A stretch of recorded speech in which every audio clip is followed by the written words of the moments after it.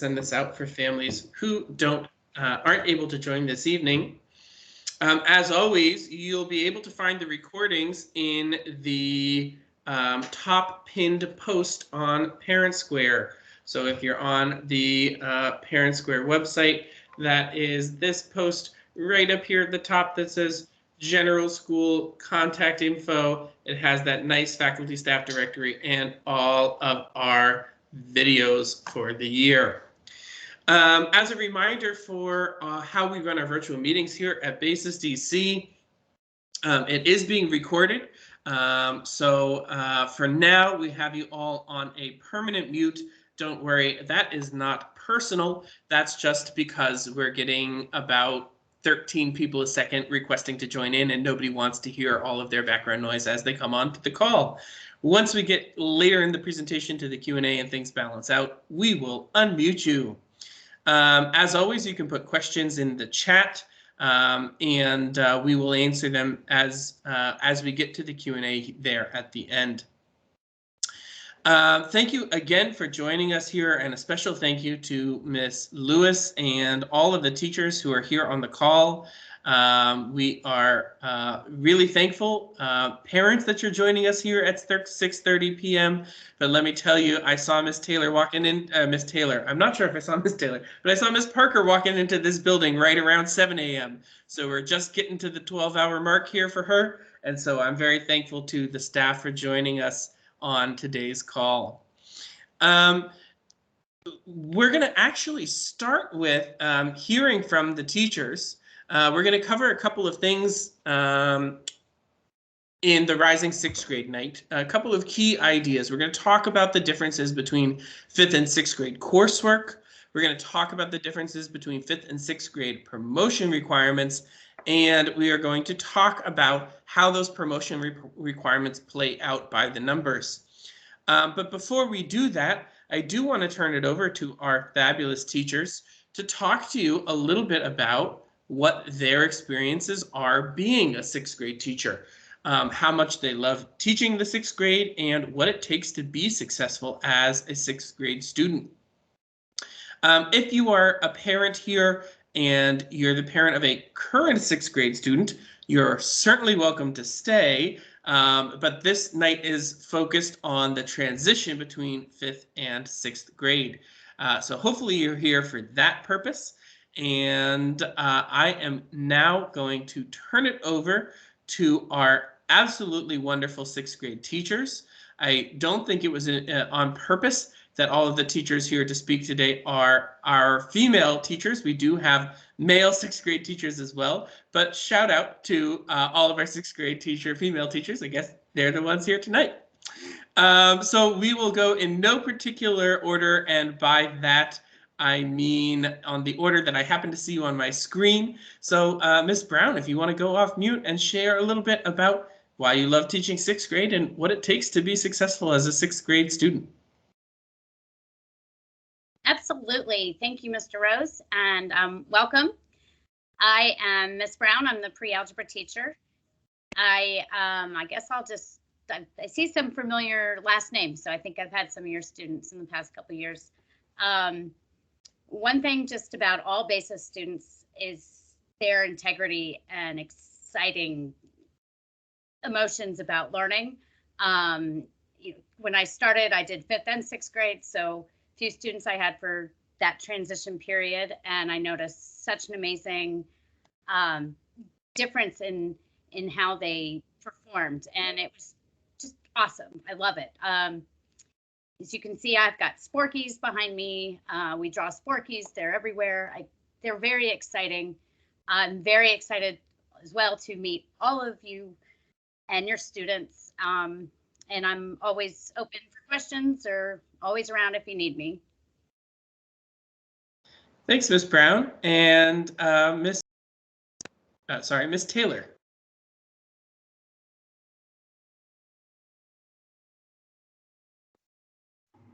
Can you guys hear me? Hi, I'm Ms. Taylor. I teach 6th grade physics. And the students also see me again in the 8th grade. But some things that the students need in transitioning from 5th grade to 6th grade are organizational skills. There are going to be some extra classes added in. Instead of the one science class, they are going to have 3 different sciences that they'll be taking next year in the 6th grade at Basis DC. Those are going to be biology, chemistry, and physics with Miss Taylor. So just make sure that they have a way to separate and come with the materials that they need every day. Our science department operates on a packet system because we do not have a textbook. And the packets are very, very important to bring to the classroom every day. It's a part of your materials to be prepared. For physics and for chemistry, they also will need a scientific calculator. The packet does have everything they need, from classwork assignments to the guided notes that they're taking throughout the class. And just keep a positive attitude. We're here to help you, even though it's the 6th grade and we have to take comprehensive exams. We're here to support you guys as parents and to support the students as well. So make sure that they're asking questions, coming to student hours, and, reaching out when they need that extra support. Thank you so much, Ms. Taylor. And any cool labs you guys do in physics? Oh, yes. We do a lot of cool labs. One of the fun labs that we do is with Frederick the cat. So we built a parachute for Frederick the cat, and we drop him from the 6th floor to the 5th floor and see who builds the best parachute and how long it can last in the air. That's something that the kids love to do. We also do labs with pennies, and we're about to get into our electrical lab in our next unit that's coming up within a couple of weeks. So yeah, we do a lot of different hands-on things just to make sure that the students are getting a mixture of both the remembering the information and actually using it in project-based learning. Thank you so much, Ms. Taylor. And next up, Ms. Parker, if you'd like to share. Thank you. Good evening to everyone who is here. I appreciate you taking time out of your schedule to join us this evening. Shout out to Ms. Lewis, Mrs. Lewis, and Mr. Rose for making this possible for the parents and the teachers and the future 6th-grade students. I am Ms. Parker. I am the grade 6 English teacher, and I'm delighted to be a part of the Basis DC family. I've been here since 2018, and my experience each year has helped me to grow as a teacher. What I really enjoy most about teaching grade 6 students is their quest for answers, and that they don't mind being challenged. Even when they make mistakes, because of the method that I use, I help them to embrace their mistakes and understand that it helps them to grow and become more proficient with whatever it is that I'm teaching them. Students, in order for them to be most successful in my classroom, it takes for them to advocate for themselves. That means making sure that I know what they need to excel. If they don't have necessary supplies on any given day, I need to know that. If they had a very busy night the evening before and wasn't able to complete their homework, I need to do that. We're not so rough and hard-nosed here that we don't extend compassion towards our students and empathize with them and seek to understand each individual child's specific situation. Look forward to engaging with the parents, which is also another way for students to remain successful. Parent engagement. We all have very busy schedules. I'm a mom of 3. Although my children are older, they still need me. But I need parents to really, really email me, text me, let me know how I can best support you, and also reply to emails that perhaps I send so we can be on the same page regarding the student success. Thank you. Thank you so much, Ms. Parker. And teachers, if you have to leave, totally understand. If you can stick around for the Q&A at the end, I'm sure the parents would really appreciate it. Obviously, we've heard just a tiny fraction of what it's like to be a sixth grade student, of why our teachers are excited about teaching our absolutely amazing sixth grade students. But I'm going to kind of go through and I'm going to talk to you guys about what are the key differences between fifth and sixth grade. To a large extent, we believe that you're here on this call with us tonight because you already know a lot about the BASIS model. You already understand the fundamental vision of BASIS as a college preparatory organization that gets absolutely astounding college and career results. You as a family already understand that the basic philosophy of our school is that we take early college and college level thinking, critical writing, reasoning, inference making, and we move that down into high school. As a result of that, we take early high school and we move that down into middle school. So middle school, we're focused on facts, we're focused on skills, we're focused on ideas and making sure that students have an absolutely astounding foundation on which to build true cathedrals of knowledge. And so what we're going to talk about today is what are those curricular differences between fifth and sixth grade? How do you go from the bridge year where you're learning the skills of how to be a BASIS student to a full year, pure, unadulterated BASIS-ness of a fact and skills-based curriculum where teachers are passionate about what they're teaching, students are excited to learn, and the stakes are a little bit higher, accountability gets a little bit more intense. So let's talk through some of that really high-level stuff. What do we believe? We believe you picked BASIS because you want that rigorous experience. We don't want you to be miserable. We want you to stay at BASIS. We want you to love BASIS. We love your Red Giants. We want students to stay in fifth, to come in fifth and stay through 12th. If you hear nothing else from today's presentation, it's come in fifth and stay all the way through 12th. But we want you to love BASIS for what BASIS is, not for what you potentially dream BASIS to be. BASIS is a rigorous high-stakes college preparatory school in which we have a lot of student success and a ton of student growth. So that comes down to one of our core philosophies, accountability. We certainly believe in student accountability, and that means that students own their own grades, something that parents, you guys are getting used to now in fifth grade. Means that students have to demonstrate a basic proficiency with the facts and skills that they've learned in each of their classes in order to move on to the next class. It does mean that we believe that homework is not necessarily a bad thing. Now, this side says 2 hours of homework a night. I'll be honest with you, families, it doesn't actually get to 2 hours of homework a night really until you start hitting AP classes in the high school. But as we start gearing up for that in middle school, you'll definitely have studying and getting ready for the exams and making sure you're doing the readings for the amazing books that Miss Parker has and the preparation for the throwing the cat, not a real cat, off of the 6th floor that Miss Taylor has. So we believe that really you're bought into this idea of student accountability. And we also truly believe that 5th grade is the preparation you need for 6th grade. So I already see some questions in the chat. That's awesome. People are saying, what does supports look like? And we will get to that at a specific level here on these slides. But it's important to remember that BASIS is about building a strong student for college over time.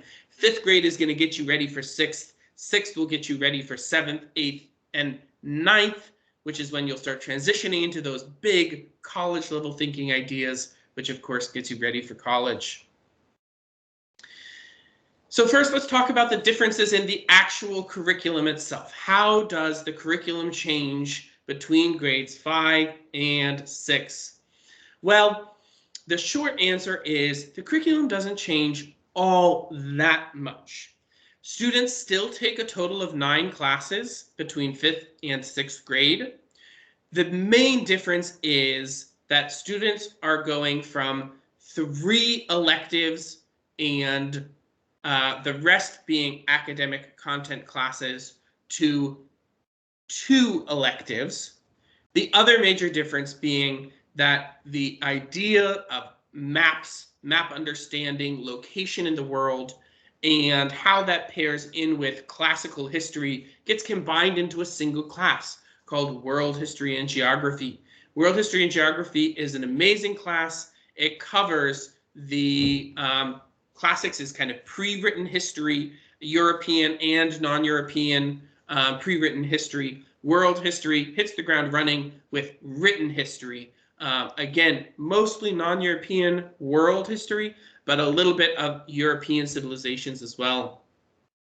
In English, in 5th grade, parents, you've been learning all about the parts of speech. Of course, you're doing reading comprehension, you're building some of those writing skills, but we're focused on what are the fundamentals of language. Well, in 6th grade with Miss Parker, you're gonna bring that together. How do those fundamental parts of speech make a high quality sentence? You're gonna be focused on writing, understanding, analyzing single high quality sentences. And by the end of 6th grade, you'll be digging into writing high quality paragraphs.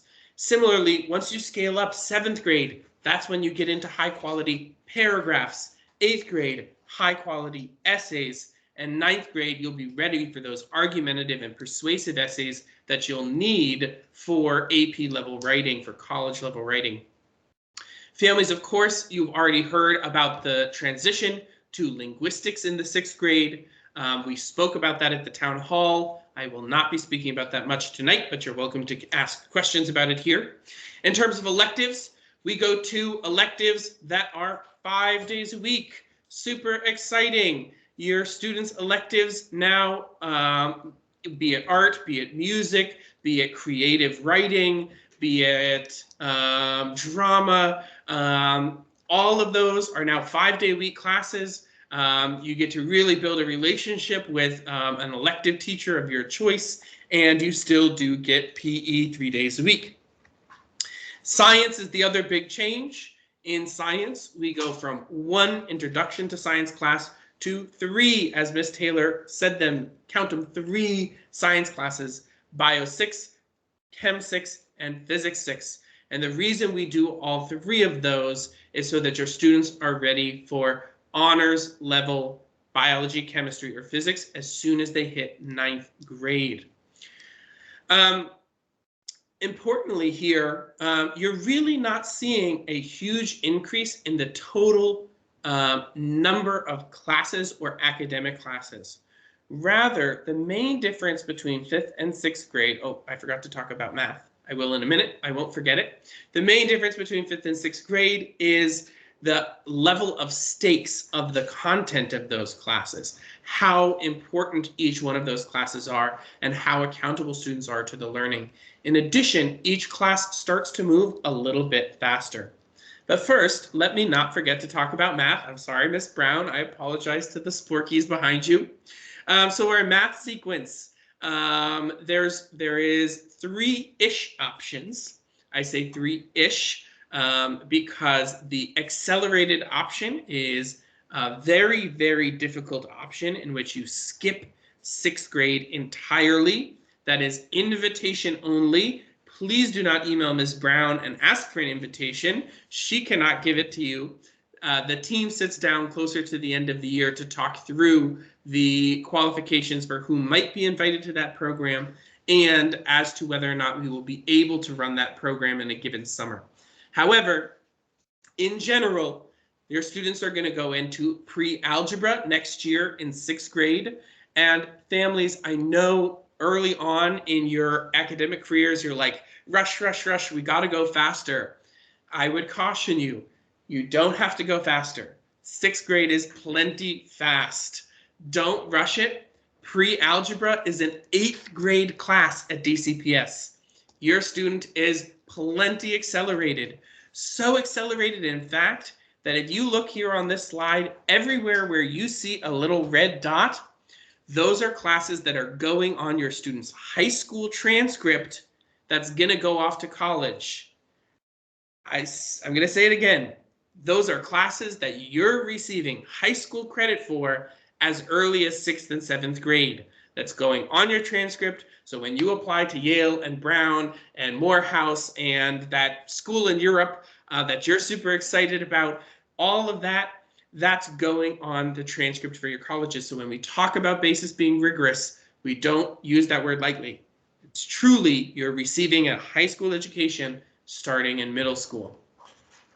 The other important thing that I always like to point out about not feeling the rush in mathematics is even the track that is going the slowest for math, you guys are still finishing AP Calculus, AB, by the end of 11th grade. That is a class that 90% of American students do not even take, and you are taking that class and the AP for that class here at BASIS, no matter which math class you're in. In addition, in 12th grade, you get to do something really special called a math capstone. That's like linear algebra, AP statistics, game theory, applied mathematics. These are really college level thinking classes that you're doing in the 12th grade. So don't feel the need to rush it now. Focus on those foundational skills in mathematics. And if you're curious because you've heard about an accelerated math program, don't send an email yet. I promise you'll hear from us if you qualify later in the year. So just a quick look at the what a general schedule looks like. This isn't something that we're asking you to memorize. It's just some recognition about the fact that as we go to more academic classes, that quality of the 5th grade schedule that you guys are just now getting used to, of going from class to class, not having a consistent block every period of the day, that does continue. So we're still seeing students, you're going to bump around a little bit. Maybe one day, second period, you have physics. The next day, second period, you're going to have linguistics. The next day after that, you might have chemistry. So it's a continuation of 5th grade, but as your students have built up the skills in 5th grade of knowing, oh man, I have to make sure I get my homework from my locker. I have to make sure I get that packet that Miss Taylor was talking about, for example. Those skills are really important as we transition into 6th grade and get just a little bit more of that academic content.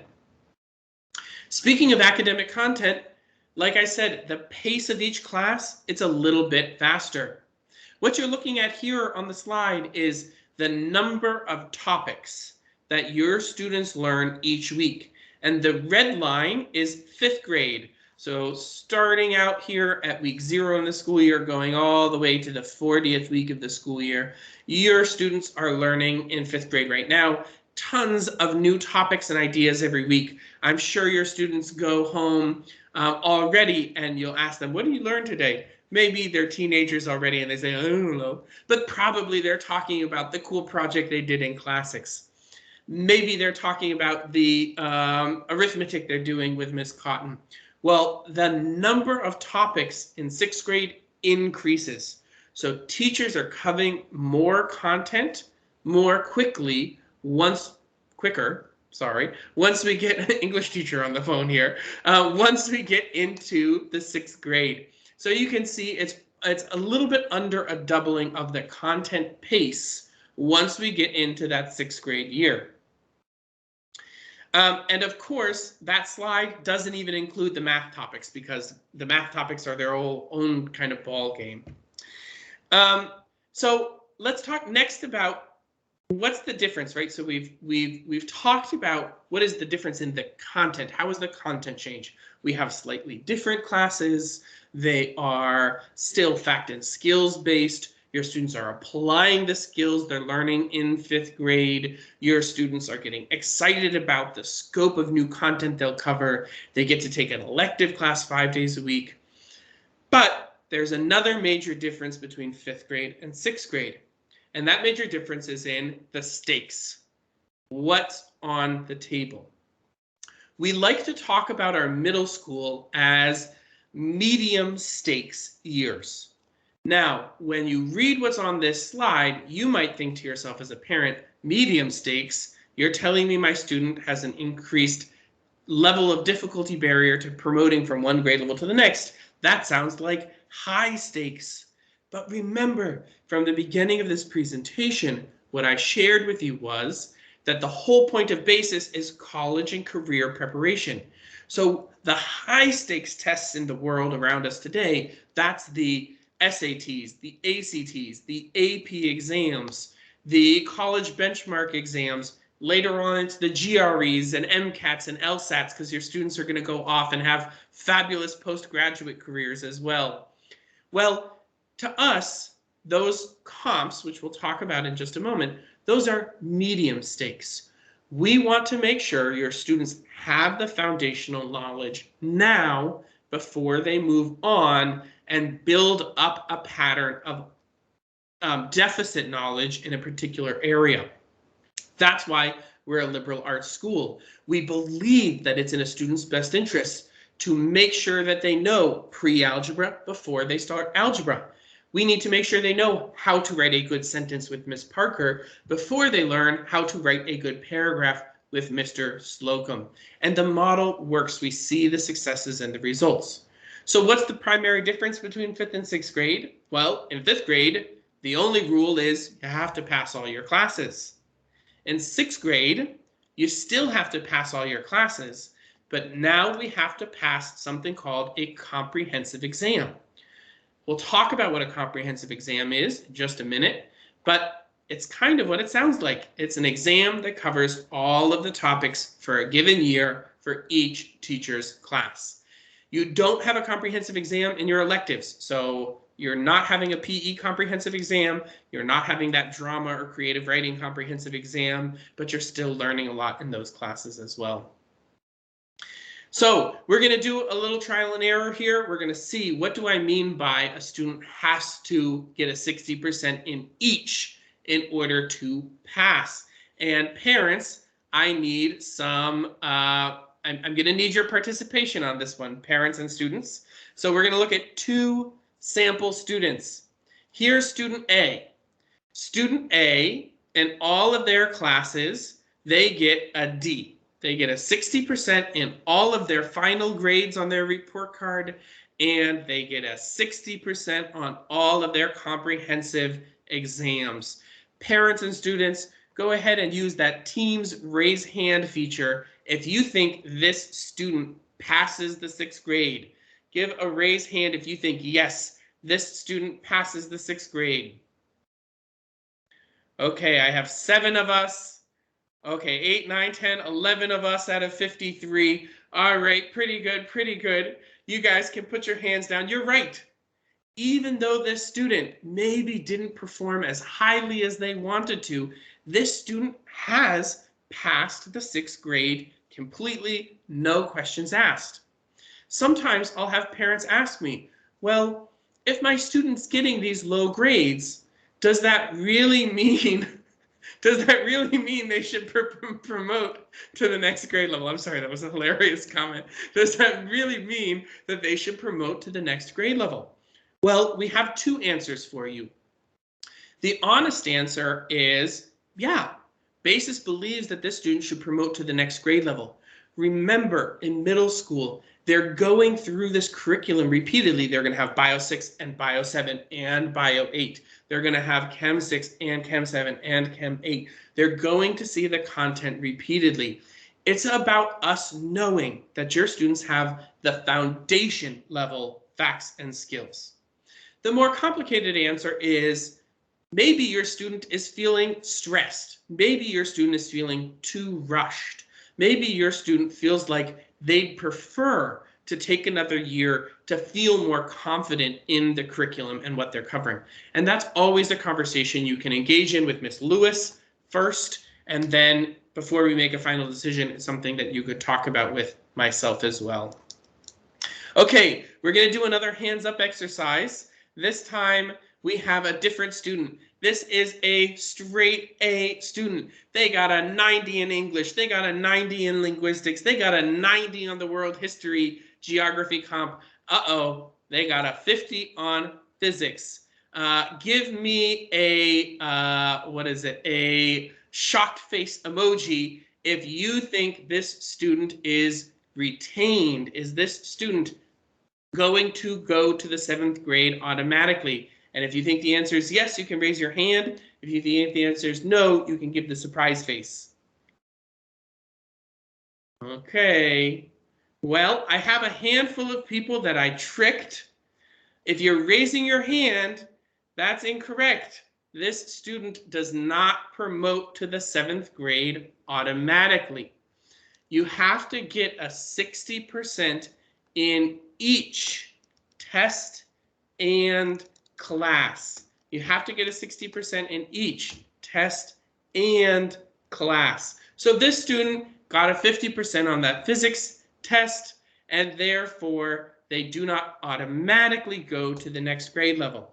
Now, families, let's be honest. Is this student probably going to the next grade level? Yeah. They probably just had a really bad day on the day of the physics test. Maybe they just misbubbled something and their bubbles were all off and the scanner said, well, you failed. Maybe they just got really scared. I think physics is the first or second test of the comps usually, and maybe they just had a moment with that test. That doesn't mean they're out of options. At BASIS, every summer after the comprehensive exams happen, there's an opportunity to retake the exam to demonstrate mastery. And we're very flexible with families about what that retake schedule is like if you have travel arrangements, especially in cases like this, where maybe you just had a single one-off. But we do have testing primarily at the end of every summer to make sure that your students can demonstrate that they did learn the foundational facts and skills necessary for success in their comp. So why do we do this? Is it because we're mean, evil villains and we want to scare you? Is it that we want you to not be promoted from one grade level to the next? Is it that we like torturing children? The answer to that is obviously no. Remember, this is about getting students prepared for that college and career readiness. Gabe is lighting it up in the chat. I love it. It's hilarious. This is all about preparing students for that college and career readiness. This is about helping make sure that your students have the foundational knowledge they need to feel successful. And we talk about this in a further slide, but it's so important to note that we don't believe as a school that failure is the end of the story, that failing a test or a quiz is a bad thing, even failing a year. I have a senior right now who repeated 2 grade levels at BASIS, and he got into his top choice university with a full ride scholarship. This is a student and parent who we had honest conversations that maybe they weren't ready to move on to the next level because they didn't have the foundational facts and skills. And the students who are in this case are often best served, that it's in their best interest to make sure they do know the foundational facts and skills before they move on to the next grade level.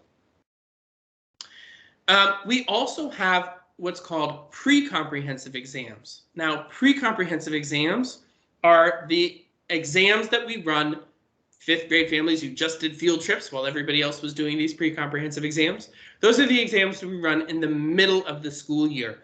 And we run those exams in the middle of the school year to make sure that we're providing support for students and teachers who maybe don't score as highly as they'd hoped for those middle of the year exams. It's all about making sure that we're providing that adequate support to the people who need it. So what do the exams entail? Well, there's an exam in every core content area. So I did see some chat, and if students, we can stop saying ha in the chat. That can end. Thank you very much. There's an exam in each of the core academic classes. So 7 total exams, except for 8th graders who have 8 exams. So 7 total exams: English, math, biochemistry, physics, linguistics, and history. Each exam is about an hour, and the testing occurs over a few days.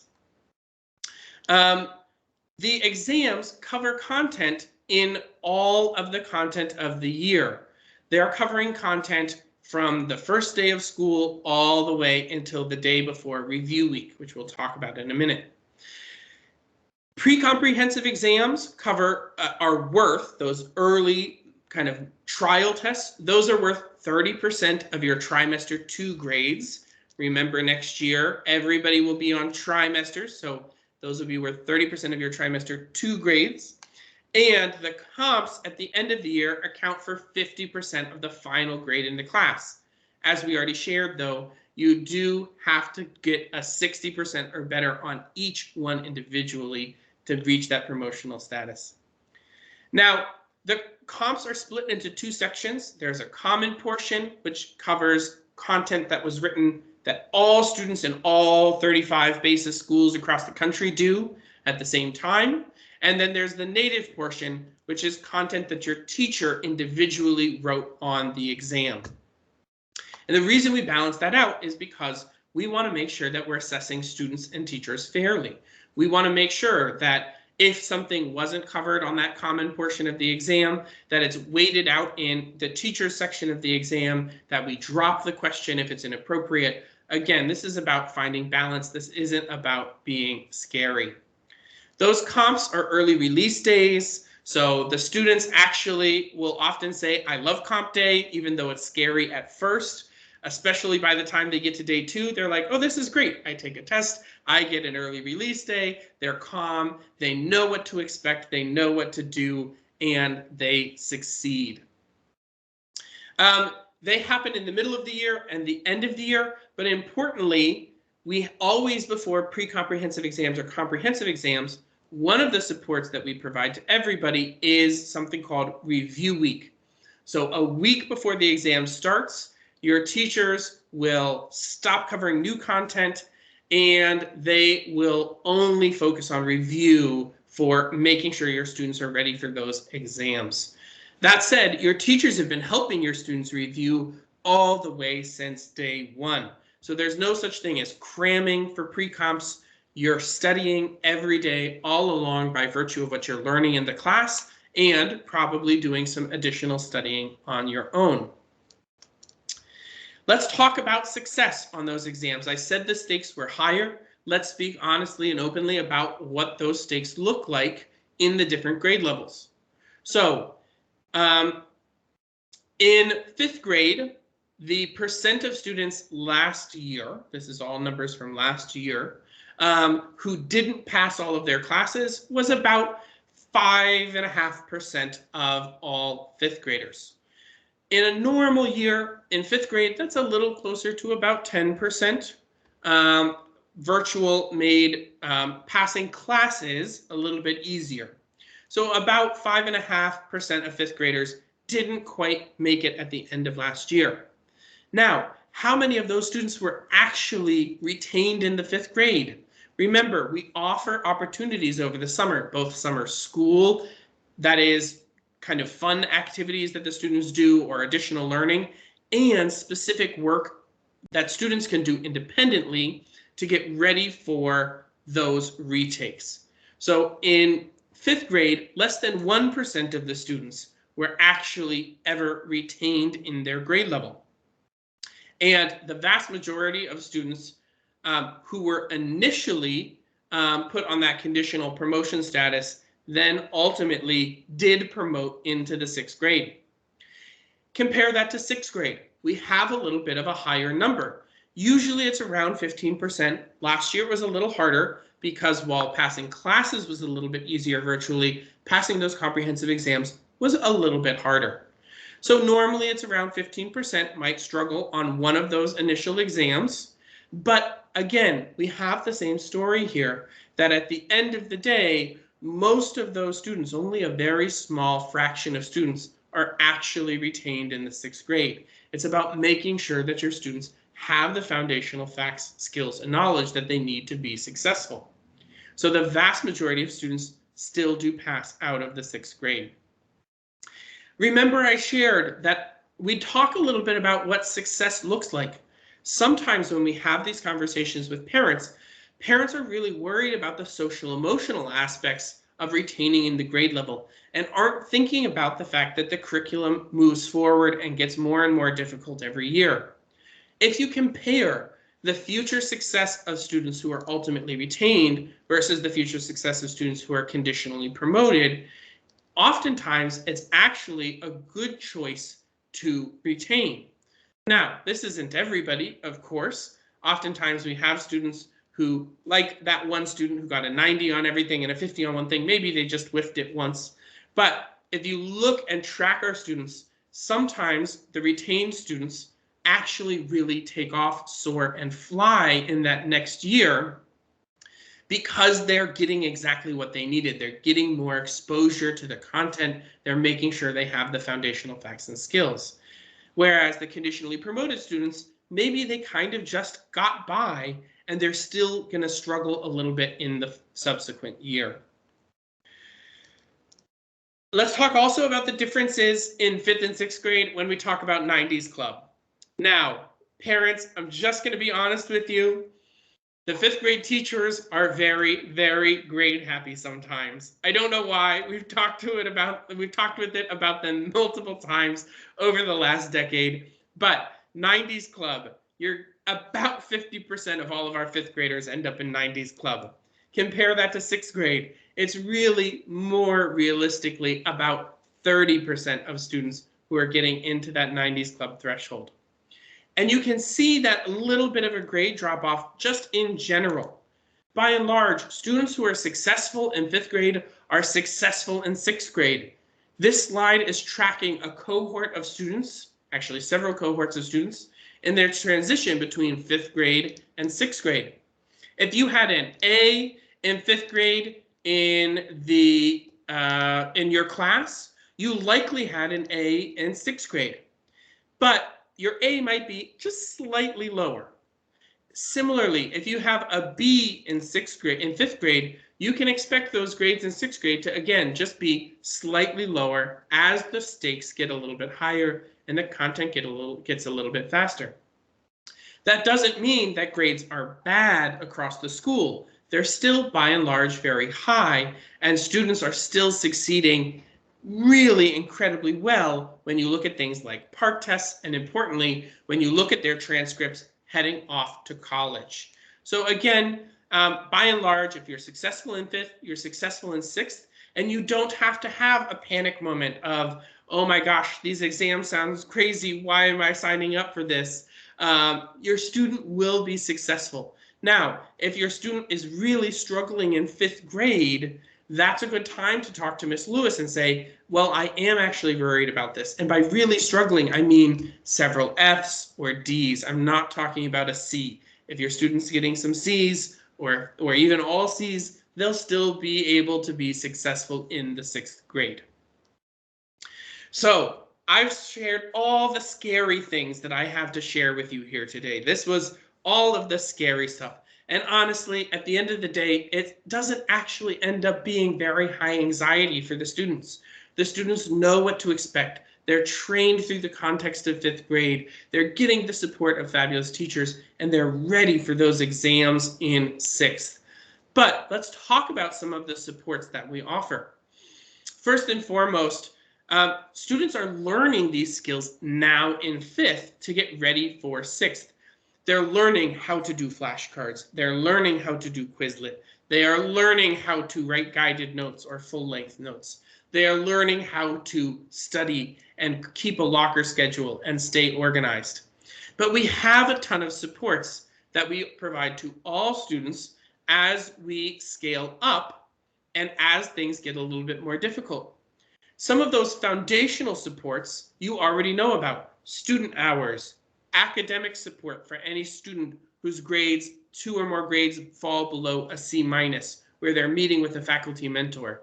We provide a social emotional curriculum and skills, an opportunity for discussion amongst classmates, and of course, high quality teaching and instruction where students are learning how to be successful. But if students, we actually meet twice a week with a whole team of student support staff personnel, and we look at, are there other flags that might merit attention to make sure that we're providing additional support? Maybe you're a little bit behind on those English skills and you need to work with one of our English interventionists during your study hall. Maybe you need a little bit of help, extra help with math, and you decide to sign up for Saturday school and work with some of our math tutors. I had a question very early on in this presentation about summer programs. And yes, we do offer summer programmings between 5th and 6th grade and later on in most years for students to be able to get that extra support and focus for future years.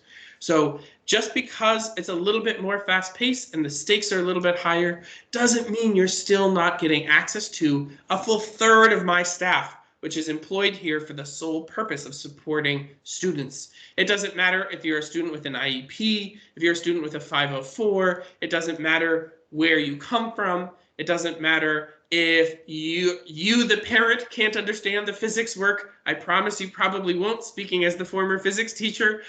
We are here to support your student, and your students get to have a ton of fun in 6th grade as they get to enjoy some of amazing opportunities. Students love, and on our mid-year surveys, like every year, students report loving the fact they get to take biology and chemistry and physics.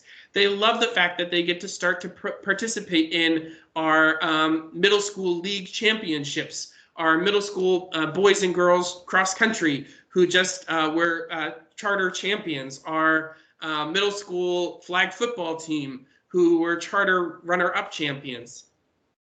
You also get to take you also really get the enjoyment of becoming a little bit more mature within the school. You start to take on leadership and mentorship roles within the school and making sure that you really are feeling connected, feeling like your teachers know you at the individual level, and feeling like you're having fun in what is a really awesome curriculum. So I've done a lot of talking. It is now time for us to turn it over to you, the students and families, if you have questions. So I'm going to scroll through and I am going to answer the questions in the chat. Ms. Lewis will make sure that you are able to unmute yourselves with our meeting permissions. And if you'd like to ask a question verbally, of course, you can raise your hand and answer any questions that you'd like. The last thing I'll share for our current students on the call, one of the things that often our students share that they love the most about BASIS is, I already shared about that curriculum, what they're learning, but oftentimes our students love that when they go to birthday parties, when they talk to extended family, when they're home for the winter break, and people ask them what they're learning, they get to say, I'm learning algebra, I'm learning high school level math, I'm learning physics that you won't learn until you're in college. They get to share just how advanced they are, and they take such pride in that. And that pride only grows as our curriculum grows, as you continue to tackle more and more advanced topics. So there's plenty of social stuff to love. There's plenty of extracurriculars to love, but part of what's to love is the curriculum itself. Okay, so I am scrolling through and I will address questions in the chat. And if you have a question that you'd like to raise your hand for, please feel free. So the Gens family asks, do most of the retained students come back to BASIS and do the grade level again versus switching to a different school? That is an amazing question. The answer is that I feel comfortable saying that it is most, but I don't know the specific percentage off the top of my head. So it's I would say it is either a plurality of students or a majority of students who do choose to stay and repeat the grade level. Like I shared with you before, one of the things that's true about BASIS is that we don't believe that failure of a class is the end of the story. It's not a bad thing to need to learn something again. You have to fall many times before you learn to walk and run. And just because you fall doesn't mean that you won't then become a future track star, for example, using that poor metaphor. I think this parent asked the same question again because there was something in the chat, and I think that's been answered. Okay, another parent or student says, can you tell us a little bit more about linguistics? Yes, linguistics in 6th grade, it's a foundation on basic language skills. So it's understanding what are the elements of a language, what makes languages unique, how do languages interface with what students are learning in biology and chemistry and physics. And then as they get older in the linguistics program, they start to focus on getting prepared to choose their foreign language in future years. So they're taking samples of French and Spanish and Latin and Mandarin. I almost said chemistry for some reason. That's not a foreign language. Sometimes it feels like a foreign language to me, but they're starting to do surveys of those different classes so they can make a really robust choice. I have another question here. What types of leadership and mentorship opportunities are available to 6th graders? The answer to that is it varies depending on the year, but 6th graders begin to be able to be peer tutors depending on the year, so they get to start helping out with some of the tutoring options for the 5th graders. They also get to become house leaders in our house program. They could be assigned to a peer mentor. We have a growing mentorship program as part of that house system Star Wars program. Can you list the electives? Oh, Miss Lewis did. Drama, music, art, creative writing are the electives that we offered this year for 6th grade. Parent says, do you get to choose one elective and don't do the others? That's correct. You pick one elective that you'll do 5 days a week, but the next year you'll get to pick from even more elective options. So to the list that Ms. Lewis put in, we start adding things like robotics, computer science, digital photography. Once you start getting to the even older grade levels, dance, I forgot dance. Once you start getting to the even older grade levels, our list of electives that you get to choose, it's about 20 different electives that you get to pick from every given year, ranging anything from AP Computer Science and digital art or sculpture or art, what is it called? AP 2D Art and Design, blanking on the name for a second, to environmental science, to home economics, to a shop class. So those elective choices only expand as you get older. One parent asked, how many choices do you get to pick in those older years? So by the time you get to 8th grade, for electives, you can pick 2. We discourage it often because that's a really long school day, but you can take up to 2 electives starting in the 8th grade.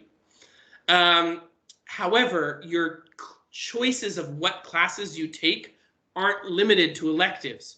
So starting in 7th grade, you get to start picking your foreign language for 8. So you'll have a different foreign language choice.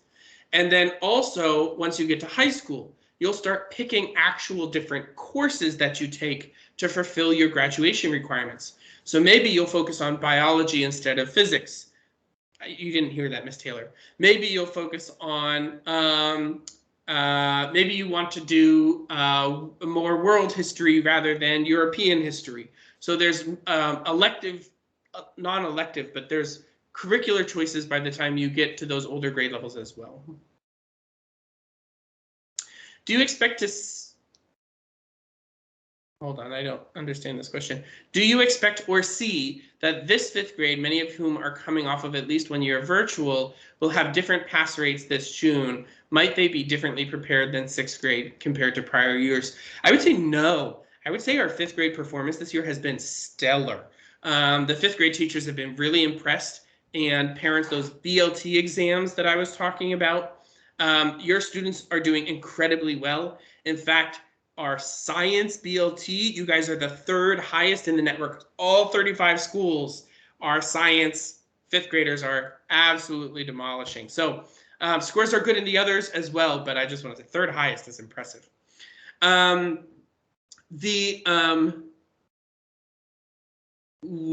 is 1 year of linguistics not enough for students to choose a language?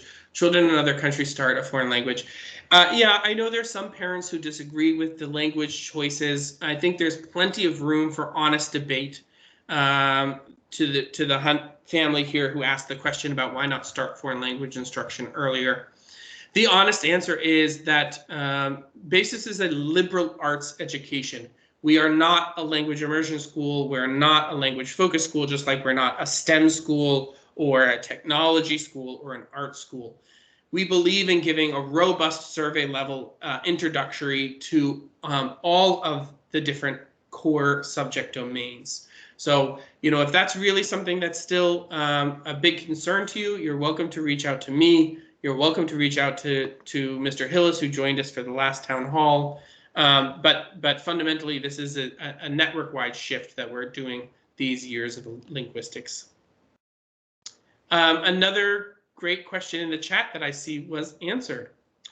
I know there's some logistical questions here that are really, really worthwhile, but I also have our fabulous teachers who are thankfully still on the call, and I wanted to see if anybody wanted to come off mute and ask a question for some of our teachers, a more teacher-specific question. And if the answer is no, that's okay, but we do want to make them available to you.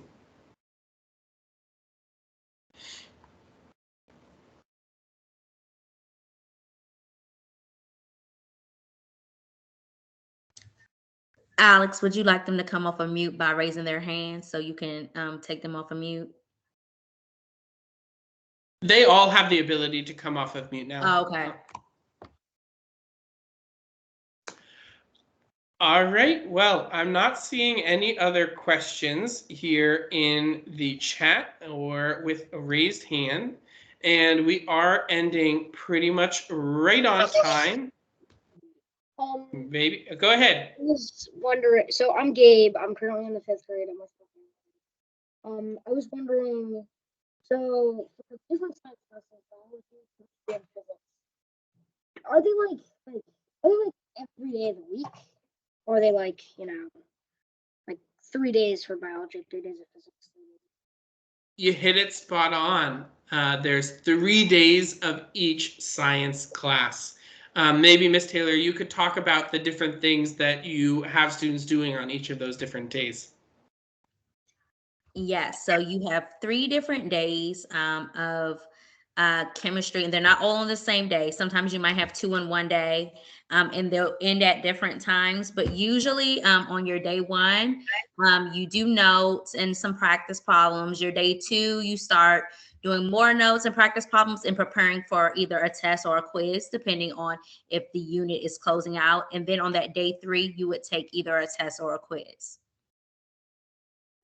Awesome, thank you so much. And I hope that answers your question, Gabe. It did. And I'm gonna stop recording now since it seems like we're through most of our questions and some